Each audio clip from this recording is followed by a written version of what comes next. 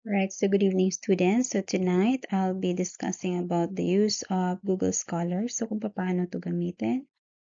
Alright, so punta lang kayo dito sa search bar and i-type niyo ang Google Scholar. Mali pang spelling. Right there. So ayun, click niyo lang Google Scholar. Okay, so nandito, so mayroon tayo ditong case law at articles. So we will choose articles, hindi yung case law.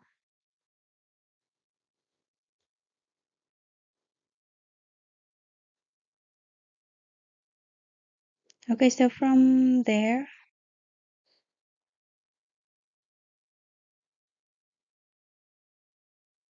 okay, type lang natin yung ating gustong topic or title. So let's try the effect of absenteeism.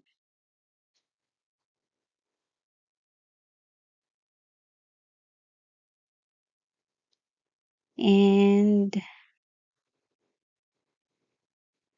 so ito po yung mga keywords. Absenteeism, effect of absenteeism, and academic performance. So tingnan natin kung may lalabas. Ready, go. Search. Alright, so ilan? Marami. Nasa 4,999. 499,000. Talagang nalilito na ako. Alright, so dito. Yan. So, marami po ang lumabas. So, ibig sabihin, pagka ganito, ang, so, nandito po yung mga questions ninyo. So, Ma'am Rose, yung reference po ba yung nalabas ay 2013 lang daw. So, ang problema dito ay yung year. So, now let's try, paano natin isolve yung problema sa year na yan. Okay, so go lang kayo doon sa custom range. I-type nyo lang yung kung anong year yung ang hinihingi ng professor ninyo or ng teacher ninyo. So, since 5 years back, so 2020, 2025, go to search. Alright, so yun, marami. Marami, 2020, 2021. Okay, so 17,800 po ang lumabas. Marami siya. Okay, 2021 yan, so 2021. Alright. Okay, so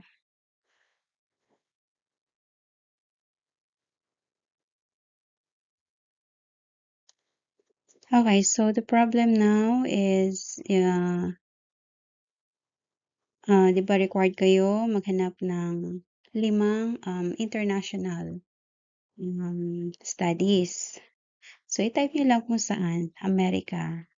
Okay, so lahat ito, ayan, lalabas na. Ayan, US education. So, marami yan siya.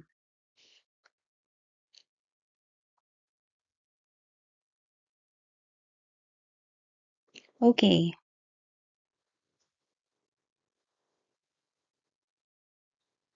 So, ito daw, ano ba yung question dito? Paano yung ma'am yung 6 lang daw nakuha? Okay, marami.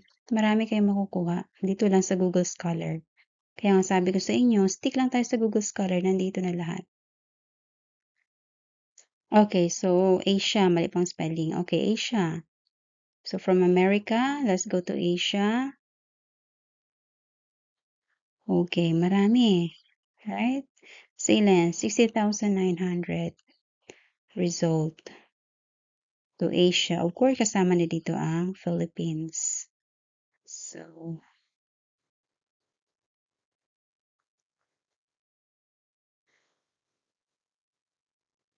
ayan. So, marami. So, hindi kayo mamroblema sa inyong RRL. Isang gabi lang pwede nyo nang tapusin ng inyong RRL. Marami siya.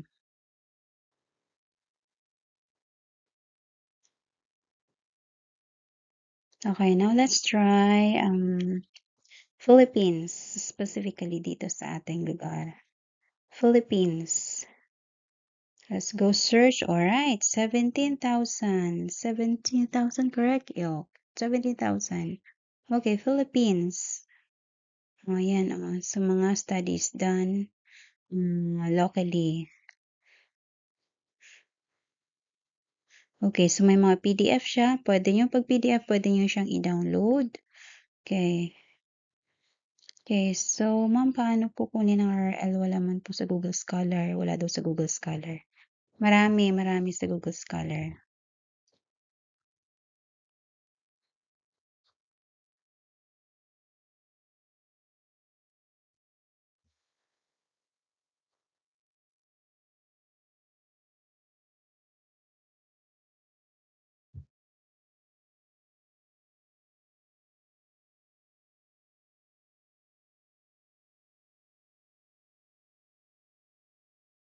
Okay, so ngayon, try natin gamitin sa papaano kumuha ng ating idea from this article. Like for example, this one, nagagamitin natin sa ating manuscript. Okay, so like for example in here, basically, basahin nyo lang everything from here. Yung abstract niya, makukuha nyo na dyan lahat. Nandiyan na lahat ng information.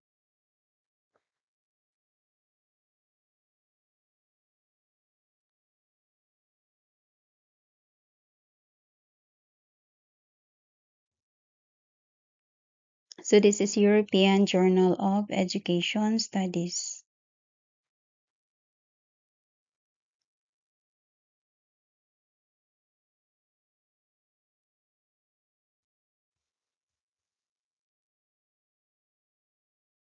Okay, so you can just read, try to understand kung ito ba ay related sa iyong topic, sa iyong title. Okay, so basahin mo yan. And then finally, pag nakahanap ka ng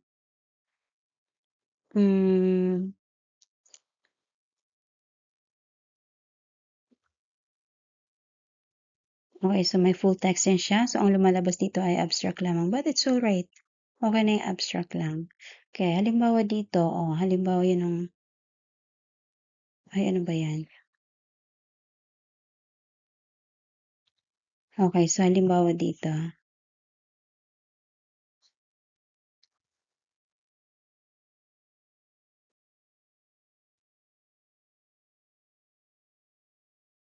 Okay, so basahin nyo lang yan. Tingnan nyo kung related siya sa inyong topic.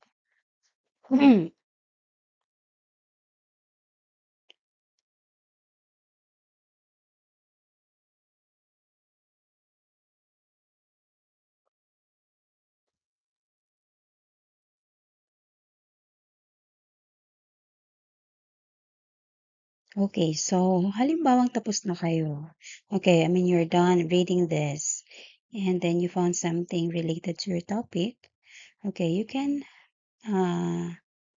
copy and paste.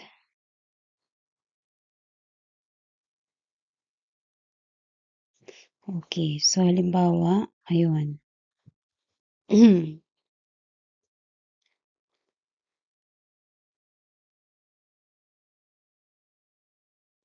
Family environment patterns of smartphone use, NMP and SA contributing to significant impact of Filipino. So, gusto mong kopyahin yan. Okay, so yan ang nakita mo na pwede mong isama sa iyong manuscript. So, you can copy it. Kopya mo lang yan.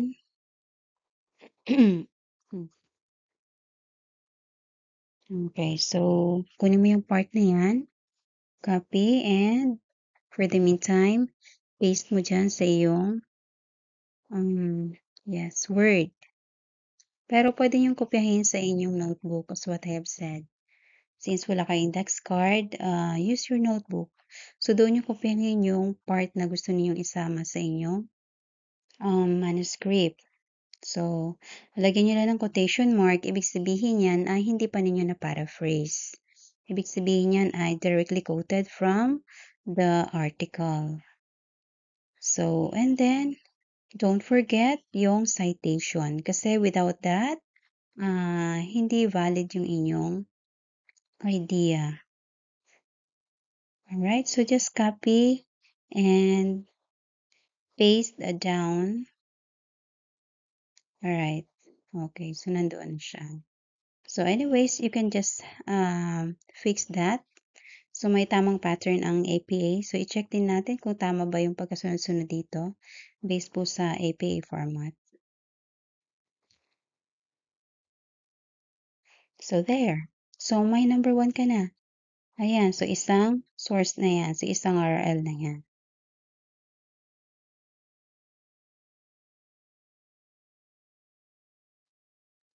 And now, since you just copied it directly, kailangan mo siyang i-paraphrase bago mo siya gamitin sa iyong manuscript. So, hindi mo siya pwedeng gamitin ng directly quoted.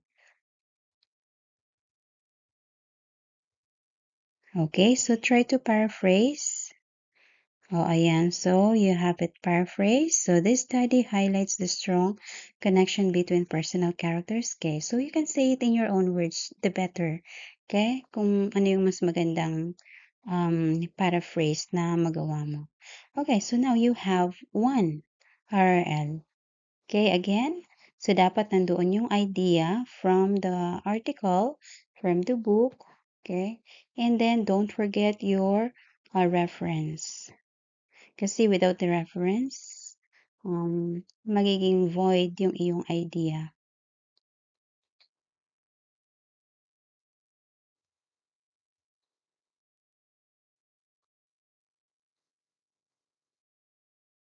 Okay, let's try to have another one. Number 2 URL. Okay, so from here,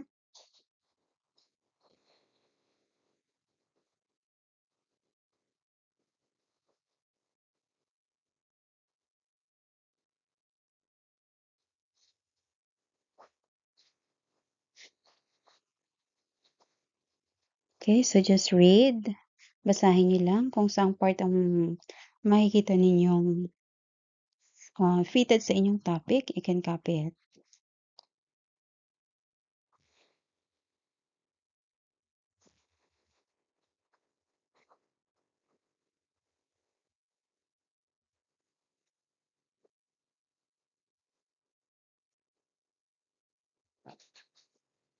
Material resources.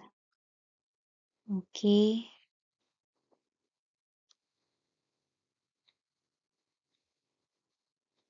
So,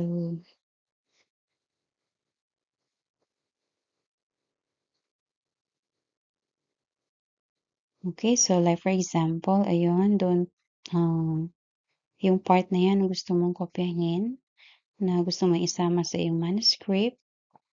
There, you can copy. Highlight mo lang, copy, and paste mo sa iyong, or sa inyo, you can copy it in your notebook kung wala kayong a laptop, you're using your cell phone. There. Okay, lagyan mo lang ng quotation mark, ibig sabihin, hindi pa yan na-paraphrase. Okay, go back to cite the reference. Ayan. Okay, APA. Copy.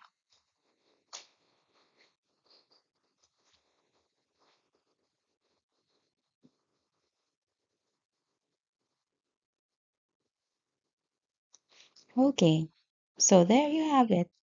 Number 2, reference number 2.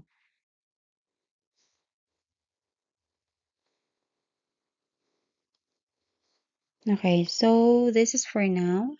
Next time, tuturuan ko kayo kung paano siya gamitin kung paano siya gamitin sa manuscript, kung paano, saan natin siya ilalagay.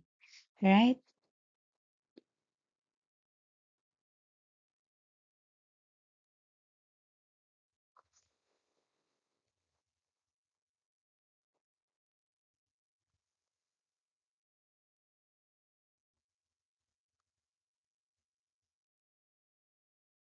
Okay.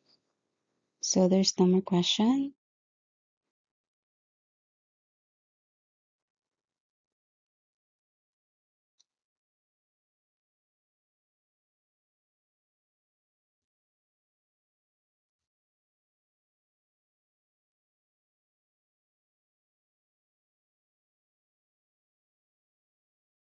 Alright, so good luck everyone.